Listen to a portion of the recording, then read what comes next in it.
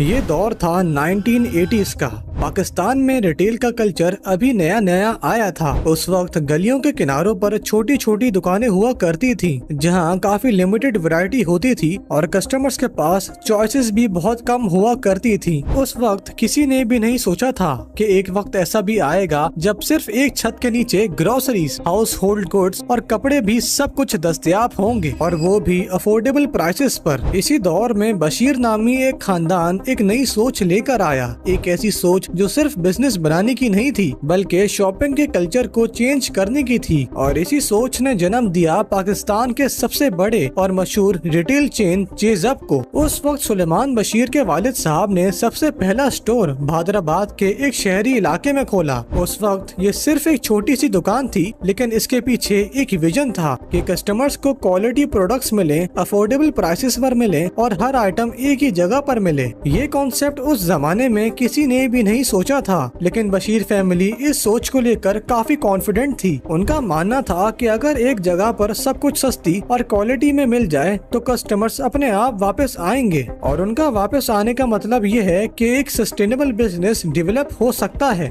और यही थी चेज़अप की बुनियाद। दोस्तों, चेज़अप स्टोर का सबसे पहले प्रॉपर एक्सपेरिमेंट गुलशन इकबाल में हुआ। ये एक क्वालिटी डिस्काउंट स्टोर का कॉन्सेप्ट था, जहाँ लोगों को सिर्फ एक रूफ के नीचे ग्रोसरीज, हाउस होल्ड गुड्स और कपड़े मिल जाते थे। और जब कस्टमर्स ने ये नोटिस किया कि दाम मार्केट की प्राइसेस से काफी कम है और क्वालिटी भी कॉम्प्रोमाइज नहीं हो रही है, तो उन्होंने चेज़अप को अपने दिल से एक्सेप्ट किया। बशीर फैमिली ने ये समझ लिया था कि चेज़अप का ये फॉर्मूला चल सकता है, और यहीं से चेज़अप की ग्रोथ ने काफी रफ्तार भी पकड़ी। गुलशन इकबाल के बाद चेज़अप का दूसरा स्टोर हसन स्क्वायर पर खुला, तीसरा क्लिफ्टन पर, और ऐसे 1 से 2 साल के बाद चेज़अप के नए स्टोर्स खुलते रहे। कराची में अब चेज़अप के मुख्तलिफ स्टोर्स खुल चुके थे और हर एक स्टोर के साथ कस्टमर बेस भी बढ़ती गई, और ऐसे चेज़अप पाकिस्तान का एक मशहूर रिटेल ब्रांड बनता गया। बशीर फैमिली का प्रिंसिपल काफी सिंपल था कि जो चीज वो खुद पसंद करते हैं वही चीज कस्टमर्स को भी देनी है, और इसी चीज ने चेज़अप को एक तेज ग्रोथ भी दी।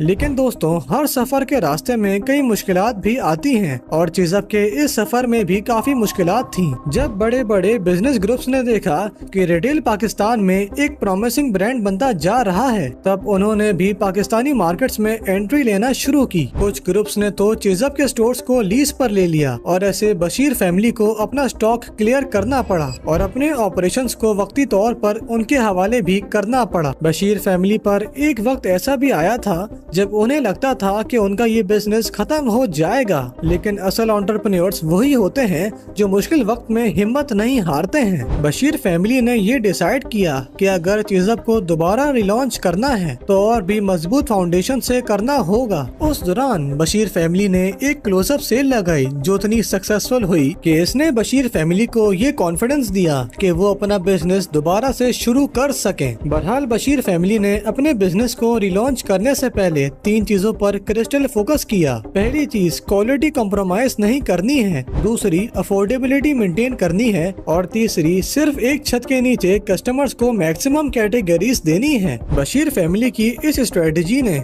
उन्हें दोबारा रिवाइव किया और कस्टमर्स ने अब दोबारा चेज़अप पर ट्रस्ट करना शुरू किया। चेज़अप ने अब दोबारा अपनी ग्रोथ की रफ्तार पकड़ी, लेकिन चेज़अप की इस सक्सेस के पीछे का असली सीक्रेट सिर्फ सामान बेचना नहीं था, बल्कि चेज़अप का फोकस अब कस्टमर एक्सपीरियंस और वर्क फोर्स डेवलपमेंट पर था। सलमान बशीर मानते हैं कि रिटेल के असली गेम चेंजर एम्प्लॉइज होते हैं। जो बंदा स्टोर पर खड़ा है, जो कैशियर है और जो हेल्पर है, वो ही कस्टमर्स का एक्सपीरियंस बनाता है और बिगाड़ता भी है। और इसी वजह से चेज़अप ने अपनी शुरुआत से ही वर्क फोर्स डेवलपमेंट और प्लानिंग पर काफी फोकस किया। हर एक एम्प्लॉय को ग्रूम किया, उन्हें मोटिवेट किया, ट्रेनिंग दी और एक फैमिली लाइक एनवायरनमेंट क्रिएट किया गया जहां कस्टमर्स कंफर्टेबल फील कर सकें। चेज़अप ने एक ऐसा एनवायरनमेंट क्रिएट किया जहां एक माँ अपने बच्चे के साथ आराम से शॉपिंग कर सके, और जहां एक प्रोफेशनल सेटअप हो जहां लोग बार बार आना पसंद करें। यही डिफरेंस चेज़अप को दूसरे रिटेलर से अलग बनाता था।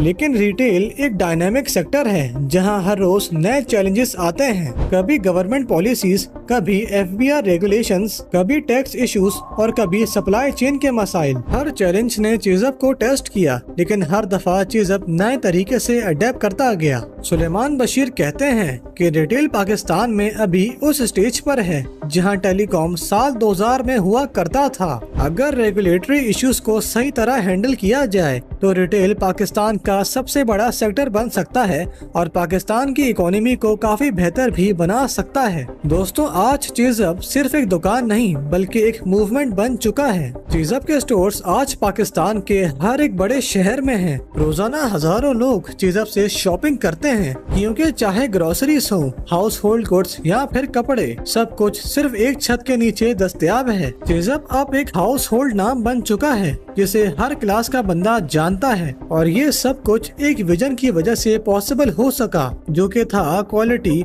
और अफोर्डेबिलिटी को साथ लाना। दोस्तों, सलमान बशीर का मैसेज यंगस्टर्स के लिए क्लियर है। अपनी जिंदगी का एक गोल रखो और उस गोल के लिए फाइट करो। अगर फोकस होगा तो आप किसी भी सेक्टर में सक्सेस हासिल कर सकते हो। चीजअप की कहानी हमें सिखाती है कि सिर्फ एक छोटी सी सोच मुल्क भर की सबसे बड़ी कहानी बन सकती है। हर मुश्किल एक नई अपॉर्चुनिटी होती है और सबसे बड़ी बात यह है कि अगर आप अपने कस्टमर्स को वैल्यू करते हो तो सक्सेस खुद आपके पास चल कर आती है। दोस्तों, बशीर फैमिली ने हमें ये दिखाया कि गिरने के बाद उठना ही असली कामयाबी है और आज उनकी चेन पाकिस्तान की रिटेल इंडस्ट्री की लीडर है। जिस जमाने में शॉपिंग को एक काम समझा जाता था, आज चीजअप ने उससे एक फैमिली आउटिंग बना दिया है। दोस्तों, अगर आप चीजअप की इस सक्सेस स्टोरी को सुनकर इंस्पायर हुए हैं तो आप मुझे कमेंट्स में जरूर बता सकते हैं। अगर आप चीजअप की तरह इम्तियाज सुपर स्टोर के बिजनेस मॉडल को समझना चाहते हैं तो आप इस वीडियो पर क्लिक कर सकते हैं। अगर आपको ये वीडियो इन्फॉर्मेटिव लगी हो तो आप इस वीडियो को लाइक कर सकते हैं